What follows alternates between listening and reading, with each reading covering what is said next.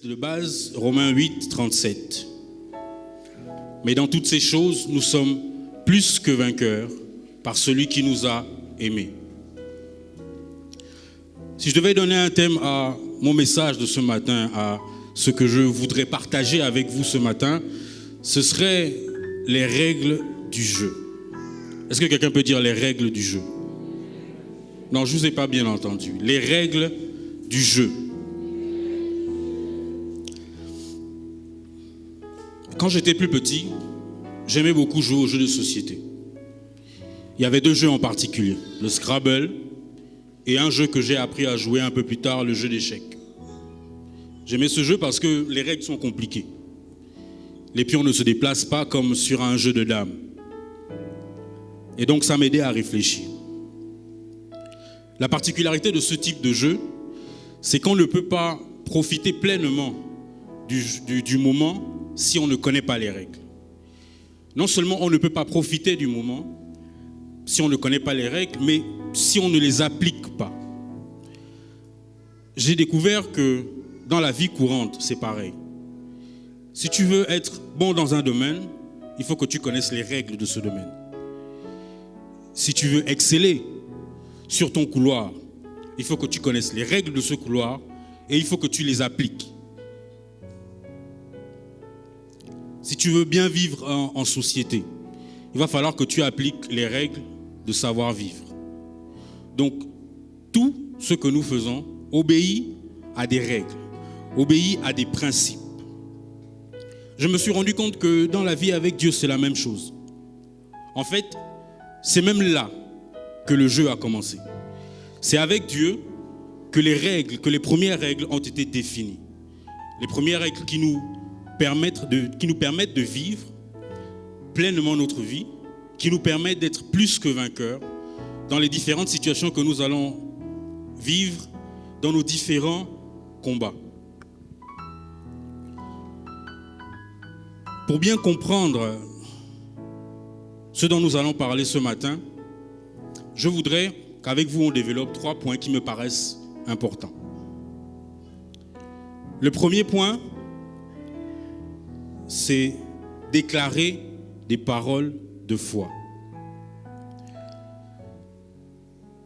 Je pense que nous connaissons tous cette histoire de la Bible qui caractérise avec excellence la victoire extraordinaire. C'est l'histoire de David contre Goliath, dont nous parle 1 Samuel 17. David est un jeune homme, un berger, qui s'occupe du troupeau de son père. David va se retrouver sur le champ de bataille parce que d'abord son père va lui donner une mission, mais aussi par le concours de Dieu. Par la volonté de Dieu, il se retrouve sur le champ de bataille.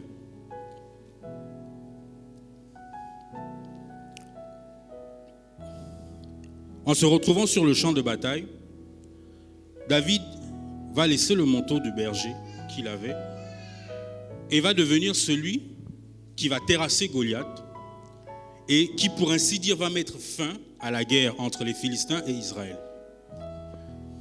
Je voudrais préciser une chose.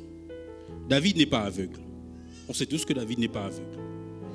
Donc David se retrouve sur le champ de bataille avec ses frères et il entend la voix de Goliath qui profère des menaces contre Israël. Lorsque David le voit, David constate que cet homme en face de lui, la Bible dit que Goliath mesurait 6 coudées et 1 empan. J'ai fait des recherches, ça fait environ 3 mètres.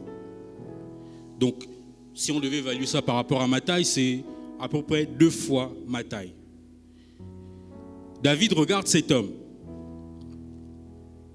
et sans tenir compte de lui-même, sans tenir compte de ce qu'il a entendu dire par les Israéliens ou ses frères, sans tenir compte de la taille de Goliath, sans tenir compte de l'armure que Goliath portait, sans tenir compte même du fait que peut-être que Goliath a déjà tué 100 ou 200, 300 personnes, et que s'il se retrouve entre les mains de Goliath, c'est sûr qu'il va mourir. Sans tenir compte de toutes ces choses, David décide quand même de descendre sur le champ de bataille en courant.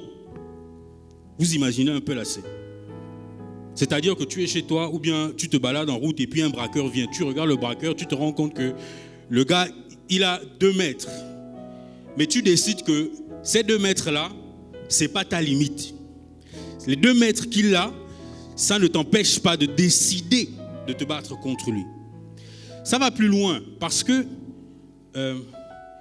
lorsque David descend en courant ou avant de descendre, parce que c'est la partie qui nous intéresse, ce qui se passe avant que David lance le caillou à Goliath. David déclare ce qui est dit dans 1 Samuel 17, 46 à 47. Aujourd'hui, l'Éternel te livre entre mes mains, je t'abattrai, je te couperai la tête. Aujourd'hui, je donnerai les cadavres du camp des Philistins aux oiseaux du ciel et aux animaux de la terre. Et toute la terre saura qu'Israël a un Dieu. Quand David fait cette déclaration, il ne s'est pas encore approché de Goliath. Quand David fait cette déclaration, il a déjà vu Goliath. Il connaît la corpulence de Goliath. Il sait, parce que David est intelligent, il sait que si je m'approche de cet homme, en combat corps à corps, il est possible que je perde. Parce que David entend bien lorsque Goliath profère des menaces. Il se rend bien compte de la frayeur que Goliath provoque chez ses frères. Il constate toutes ces choses. Mais David déclare que je t'abattrai, je te couperai la tête et je donnerai la chair des Philistins aux oiseaux du ciel et aux animaux de la terre. Ça m'interpelle parce que je me suis demandé finalement, la Bible ne me dit pas si David avait peur. La Bible ne met pas l'accent sur le fait que David avait potentiellement peur de ce qu'il voyait. Mais la Bible dit, elle met l'accent sur la déclaration, elle met l'accent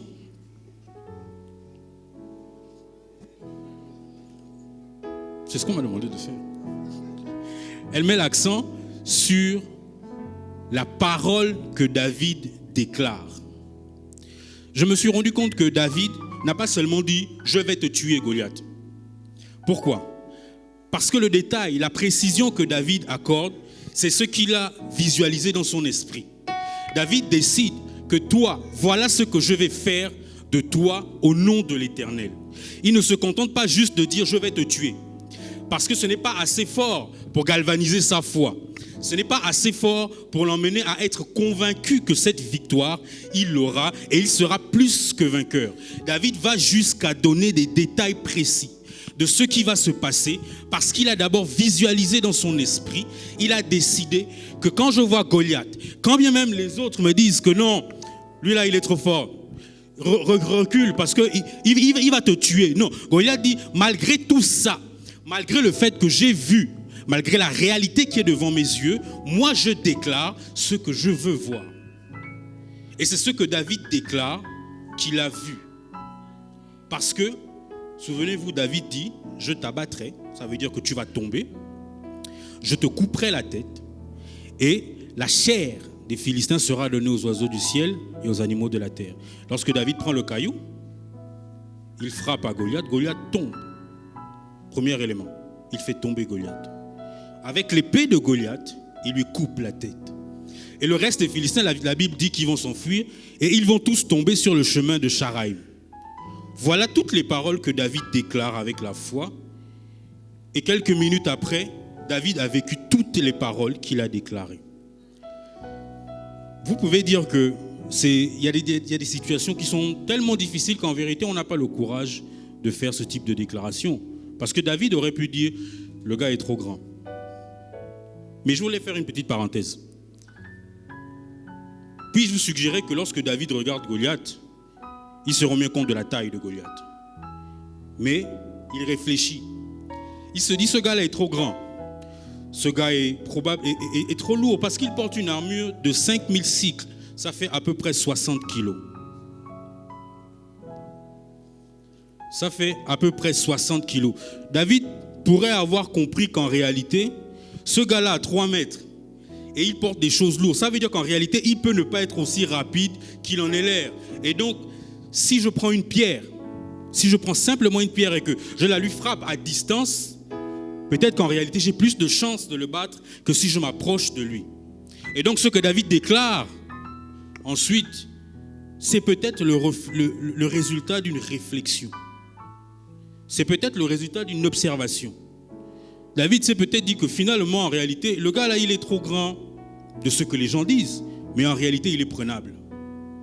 Ça veut dire que dans les situations, parfois, le problème qui te fait peur, la situation qui est compliquée, qui t'effraie, qui t'empêche de dormir, en réalité, si tu la regardes avec un regard neuf, si tu la regardes avec une autre façon, avec un autre regard, tu vas peut-être remarquer qu'en fait, cette situation, elle est bien plus prenable qu'elle en est l'air.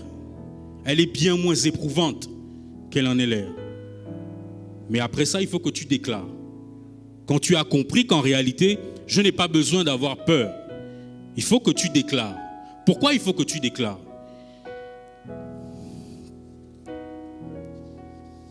La Bible dit la vie et la mort sont au pouvoir de la langue et quiconque l'aime en mangera le fruit.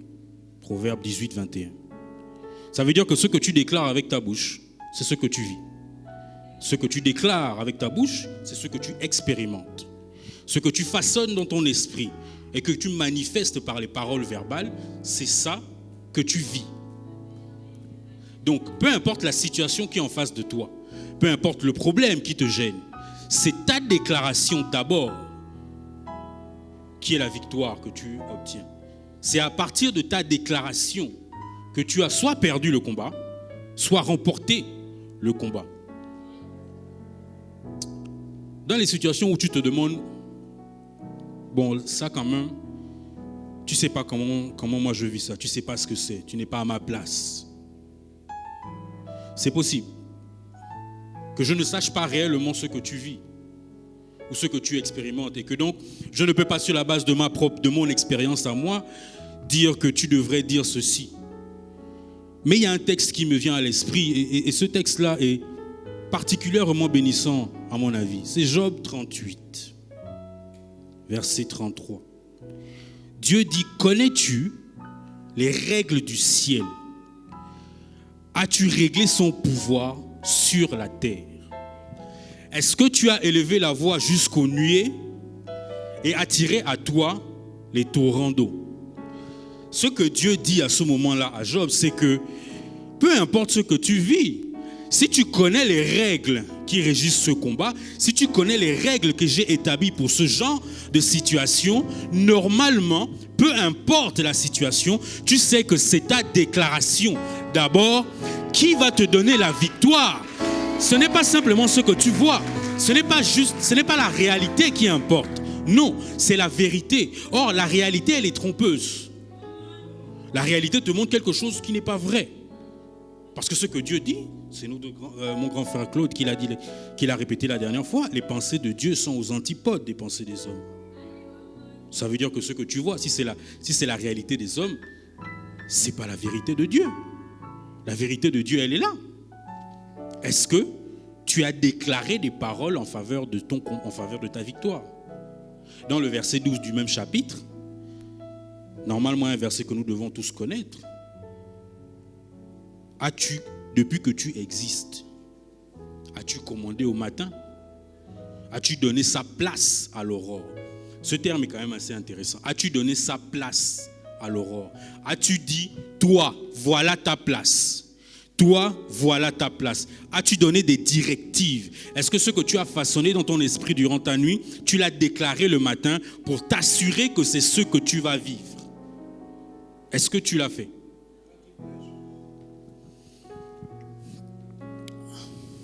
Quand j'étais en troisième, quatrième passage en troisième, je suis tombé malade et puis on m'a opéré. On m'a opéré de l'appendicite. Du coup, je faisais les cours d'EPS à l'écrit. Parce que je ne pouvais pas faire le sport. On venait à peine de m'opérer. Et j'ai dû changer d'établissement. Et au début de l'année, en fait, mon début de l'année, donc c'était au deuxième trimestre, je rencontre le prof d'EPS. Pour moi, c'était une prise de contact et pour eux, c'était un cours. Il me dit, Petit, avec moi, tu peux avoir 18 de moyenne à la pratique, 15 de moyenne, 20 même si tu veux. Sauf qu'à l'écrit, personne n'a la moyenne avec moi. Quand il a déclaré ça, moi je me suis tourné vers mes nouveaux camarades et personne ne semblait contredire les paroles qu'il venait de prononcer. Parce qu'ils avaient tous vécu cette situation. Parce que c'était leur prof depuis la 4e. Donc ils avaient tous vécu le fait qu'avec lui, non seulement il obligeait que les élèves fassent l'EPS à l'écrit, peut-être parce que, je ne sais pas, il obligeait. Donc que tu sois valide ou pas, tu fais aussi à l'écrit.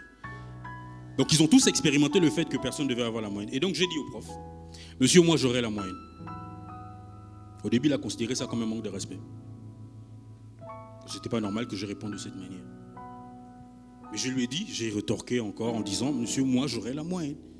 Parce que dans mon cœur, c'est ma seule opportunité d'avoir la moyenne en EPS puisque je ne fais pas la pratique. Ça veut dire que si je laisse cette parole s'incruster dans mon esprit, si je laisse cette parole semer la graine qu'elle veut semer dans mon esprit, je n'aurai pas la moyenne en EPS. Or, il faut que j'ai la moyenne parce que c'est ma seule opportunité. Et donc je lui ai dit, monsieur, moi j'aurai la moyenne. Il m'a dit, ok, on va voir.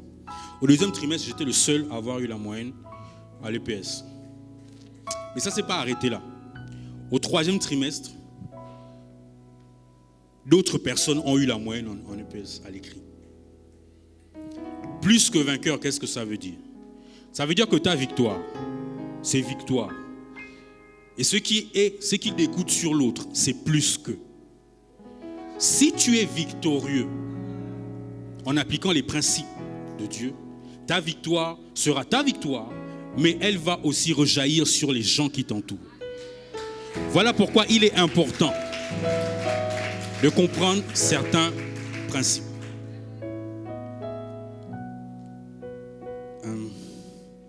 David a parlé, c'est vrai. Il a déclaré ce qu'il voulait voir. Mais David n'était pas le seul à avoir parlé. Parce que Goliath aussi a parlé. Goliath aussi a proféré des menaces. Il a maudit David. Ça veut dire que ce n'est pas parce que tu parles que le diable ne parle pas. Ce n'est pas parce que tu parles que la crise ne parle pas. Ce n'est pas parce que tu parles que la pauvreté ne parle pas. Ce n'est pas parce que tu parles que l'ennemi qui est en face de toi ne parle pas. Donc ton discours est un discours. Mais il y a aussi le discours de celui qui est en face de toi, de ton ennemi. Ceci m'amène à notre 2e point. Être rempli de la parole. Jésus-Christ est notre modèle par excellence. C'est celui à qui nous voulons ressembler. Celui à qui nous aspirons à ressembler. Dans Matthieu 4, versets 1 à 10, Jésus est transporté dans le désert et il est tenté par le diable. Le diable lui dit, si tu es Dieu, si tu es le Fils de Dieu, ordonne à cette pierre de devenir du pain. Jésus lui répond, il est écrit. Il est aussi écrit. Il lui dit après, jette-toi de cette distance parce qu'il ordonnera aux anges de te porter. Jésus répond encore, il est écrit. La 3e fois, il lui dit, j'ai les clés du monde, je possède tout, adore-moi, ou prosterne-toi devant moi et je te donnerai tout. Jésus répond encore, regarde-moi Satan, il est écrit. Si Jésus est celui à qui nous voulons ressembler, ça veut dire que les principes qu'il applique, parce que c'est Jésus, je pense qu'il n'avait pas besoin de dire au diable, il est écrit. Il pouvait simplement dire au diable, non, je ne fais pas. Je suis Dieu. Donc pourquoi je vais perdre le temps à te répondre? Mais si Jésus l'a fait, c'est parce que nous devons comprendre. C'est parce qu'il veut nous montrer quels sont les principes ou bien comment est-ce qu'on résiste au diable. En opposant la parole du diable, en opposant à la parole du diable, la parole de Dieu. Si tu n'as pas la force, ou si ta victoire ne dépendait que de toi, je pense que nous ne serions pas victorieux. Mais c'est parce que la parole de Dieu demeure en nous que nous sommes plus que vainqueurs. Cette partie-là m'a béni parce que j'ai réalisé qu'en réalité, Dieu n'a pas le projet de me faire porter par les anges H24. Ce n'est pas possible. Dieu ne veut pas que ce soit les anges qui gèrent les combats à ma place. Pourquoi? Parce qu'il a dit, l'homme fait cesser les ténèbres. Il n'a pas dit les anges font cesser les ténèbres. Il a dit l'homme. Ça veut dire qu'il y a un moment donné, je vais devoir faire fuir le diable. Mais pour faire fuir le diable, comment je fais ça? En suivant l'exemple de Jésus. avec le « il est écrit ». C'est la parole de Dieu qui me donne la force nécessaire pour vaincre. Est-ce que tu peux amener la table? Si on peut amener mes bouteilles.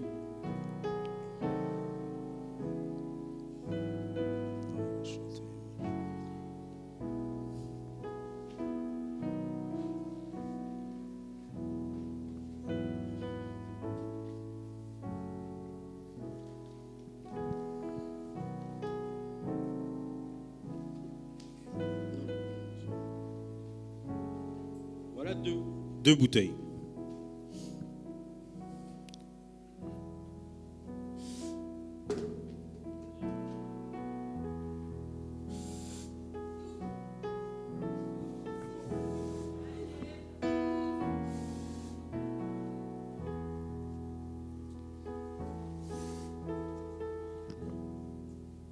La première bouteille est tombée parce qu'elle est vide. La première bouteille est tombée facilement parce qu'elle ne contient rien. Lorsque le vent souffle et que la tempête s'abat sur toi, ce qui fait la différence entre toi et celui qui ne connaît pas Dieu, c'est parce que toi, tu es rempli de la parole de Dieu.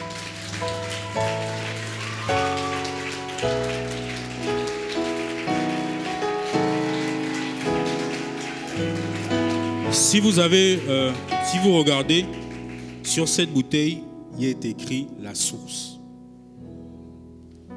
Ta force a une source. Ta victoire a une source. Et cette source, c'est ce dont tu es rempli. C'est l'eau de vie. Cette source, c'est la parole de Dieu.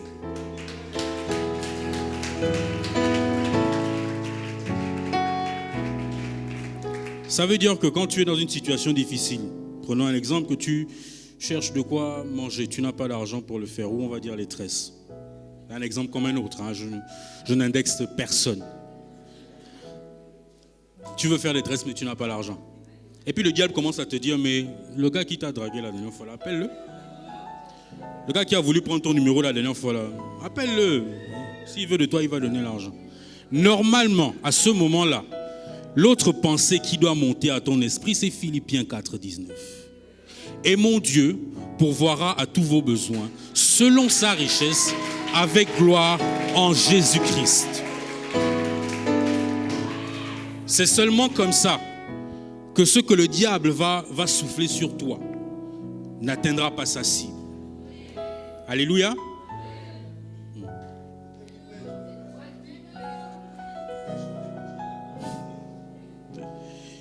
Mon message sera incomplet si je ne vous parlais pas de ce point-là, qui me semble être le point le plus compliqué.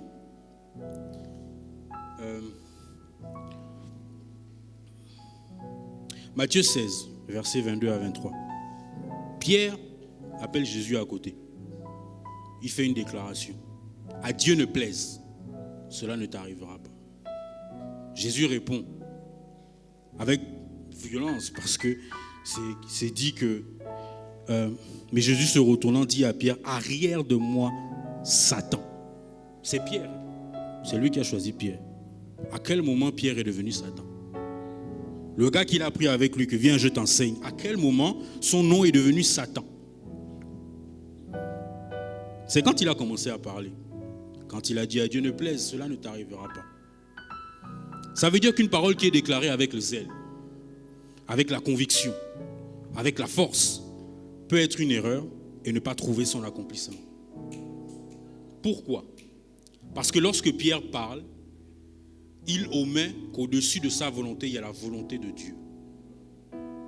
Et que quand bien même il déclare avec la foi, si cette parole n'est pas enveloppée de la connaissance de la volonté de Dieu, elle ne trouvera pas son accomplissement. Romains 10, 2.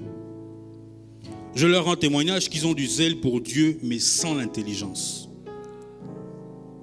La version Louis II, mais la version d'Arby va plus loin parce qu'elle dit, je leur rends témoignage qu'ils ont du zèle pour Dieu, mais non selon la connaissance. Ça veut dire qu'ils peuvent parler, ils ont le zèle de l'évangile, ils vont prêcher, mais la connaissance de Dieu, ils ne l'ont pas. Ça veut dire que l'un des éléments pour avoir la victoire c'est qu'il faut connaître ce que Dieu dit. Il faut connaître ce que Dieu pense. Il faut savoir où se place Dieu pour savoir où se placer soi-même. N'est-ce pas? Comment ça marche concrètement?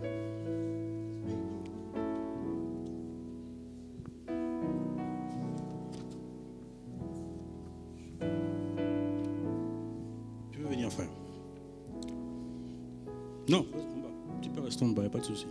C'est tranquille, au calme. Non, face à moi, c'est moi qui t'ai appelé. Qu'est-ce que tu vois? 6. Qu'est-ce que tu vois? Le chiffre 6. D'accord. Qu'est-ce que vous voyez? Qui a raison d'après vous?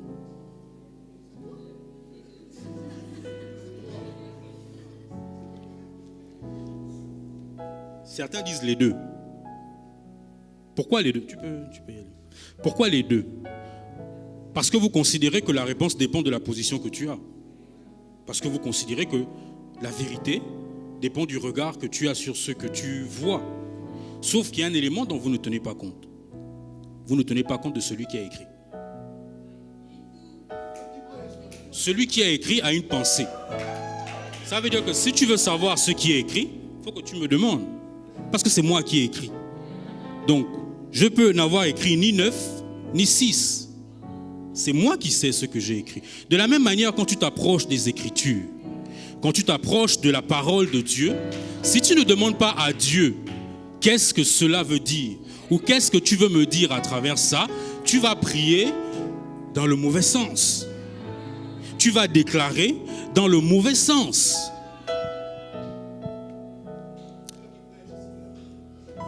Euh, 3 Jean 1, 2. Je souhaite que tu prospères à tous égards et que tu aies la santé comme prospère l'état de ton âme. Dieu dit, je souhaite que tu prospères à tous égards. Le mot prospère ici fait référence à situation heureuse de succès et de réussite.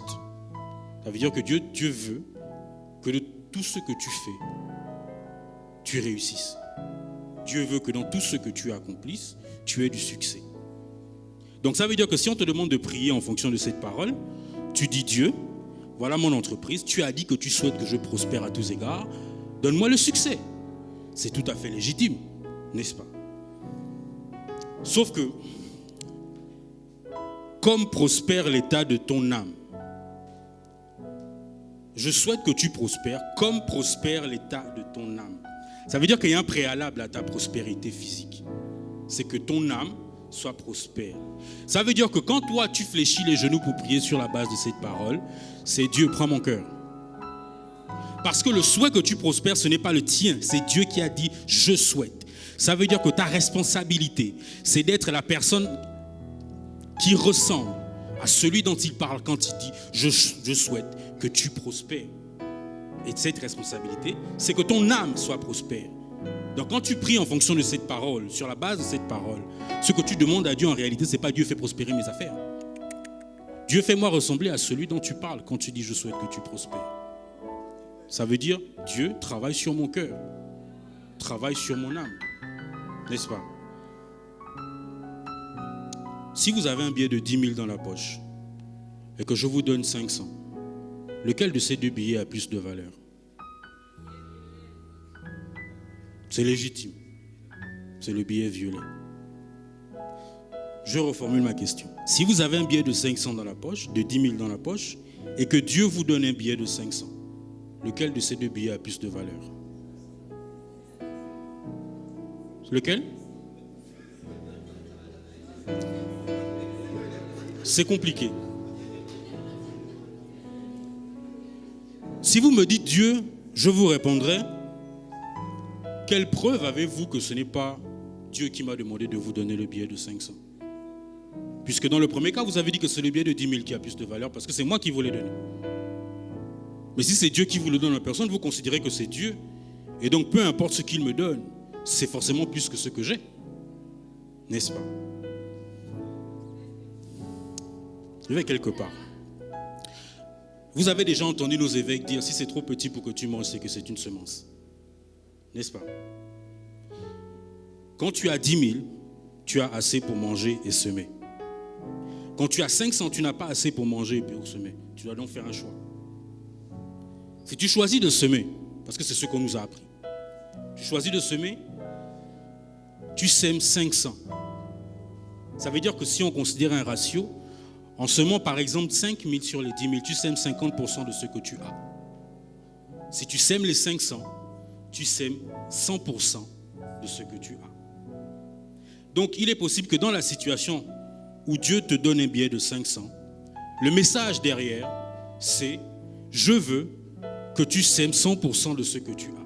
Donc que tu ne considères plus les 10 000, que tu ne considères plus les 5 000. Parce que si tu sèmes 100% de ce que tu as, tu récoltes 100% plus en abondance. Donc quand Dieu te donne les 500, il est possible que lui, en réalité, il ait écrit 10 millions sur les 500. Mais toi, si tu connais la volonté de Dieu, si tu connais les principes du royaume, tu sais que si Dieu m'a donné quelque chose qui est trop petit pour que je mange, c'est pour que je sème. Donc à ce moment-là, Dieu veut que je récolte. Et si Dieu veut que je récolte, il faut que je comprenne réellement comment. En appliquant le principe, la semence. Si je sème 50%, je récolte 50% plus en abondance. Si je sème 100% de ce que je suis, je récupère 100% de ce que je suis, plus en abondance. Pour conclure, la déclaration de foi, ce n'est pas d'abord pour ton ennemi. Ce n'est pas pour ton adversaire, c'est pour toi-même d'abord. Parce que c'est l'élément qui galvanise ta foi. C'est l'élément qui augmente ton assurance. C'est l'élément qui te donne toute la force nécessaire pour aller. De même que être rempli de la parole de Dieu t'empêche d'être ballotté à tout vent. Être rempli de la parole de Dieu t'empêche d'être la bouteille qui tombe aussi facilement parce qu'elle est vide. C'est donc ce qui est le socle qui te permet de résister à toutes les situations auxquelles tu fais face. C'est la parole de Dieu. Et la connaissance de Dieu te permet d'être plus efficace dans ta prière. La connaissance de la volonté de Dieu te permet d'être plus efficace dans tes prières. Te permet de focaliser ou de te focaliser réellement sur ce que Dieu veut que tu pries. Sur ce que Dieu veut que tu aies.